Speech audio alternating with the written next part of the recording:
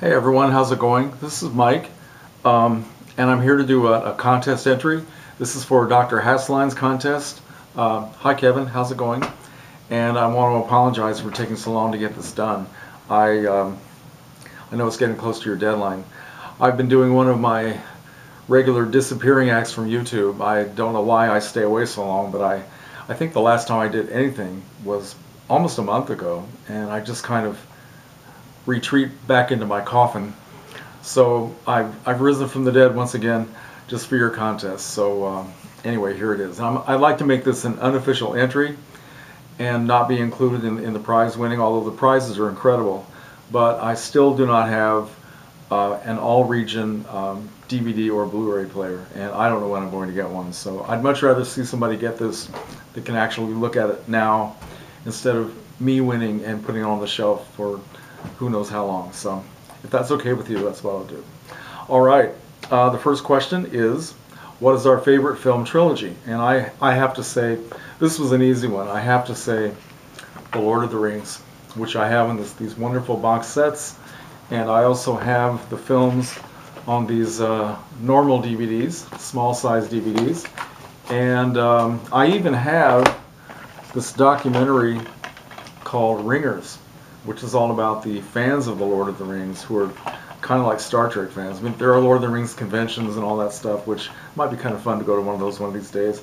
This is cool. It has interviews with Peter Jackson, Elijah Wood, Viggo Mortensen, and a lot of the other cast members. And Lord of the Rings is wonderful. I think that it's the perfect combination of modern technology, all the computer-generated imagery they had, which was really first-rate, but they combined it with a great story, and it had so much human emotion and great acting by everybody concerned, and I absolutely love them. I had never read any of these books. I knew nothing about The Lord of the Rings until after I think The Fellowship had already come and gone, and I was talking to my sister. She said that she had rented the Fellowship of the Ring and that she thought it was wonderful. So on her recommendation, I went out and rented it myself and just completely fell in love with it. And after that, I went out and bought that one and also the second one, which is what, The Two Towers.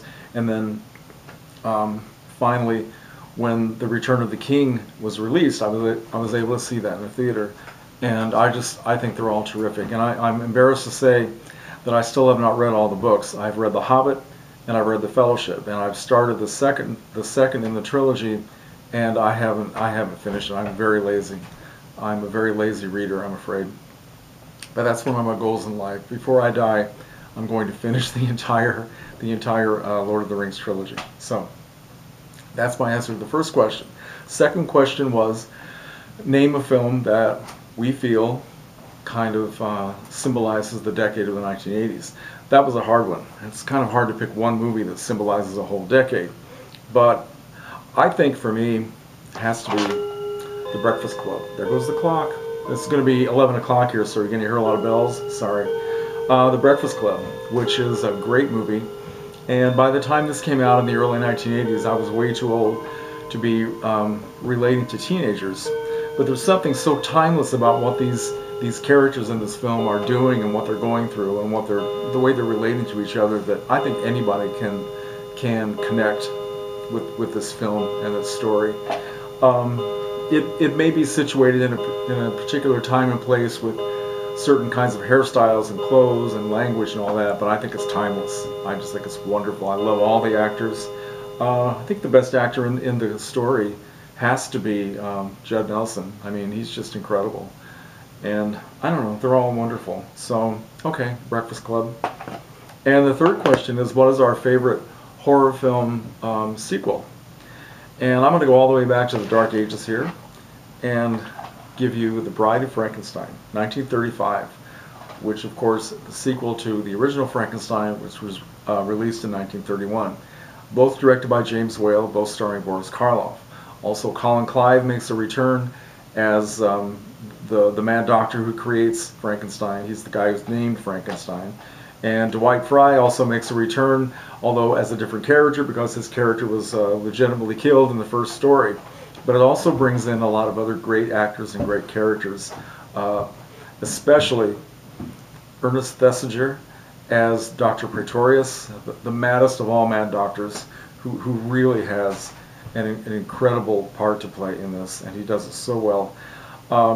And probably even better than that, of course, is Elsa Lanchester, who plays the bride. But before that, in the beginning of the film, she plays Mary Shelley, who actually wrote the novel, and she's sitting with her husband and Lord Byron, and they're talking about writing, and they're talking about ghost stories and all this wonderful stuff, and she starts telling the sequel to her original novel, and then it goes into the film.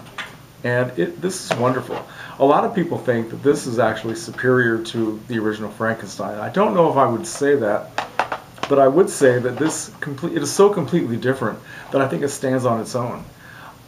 It's almost as though you didn't need the first story just to be able to appreciate this and to enjoy it, and it has an incredible sense of humor weaved into the drama.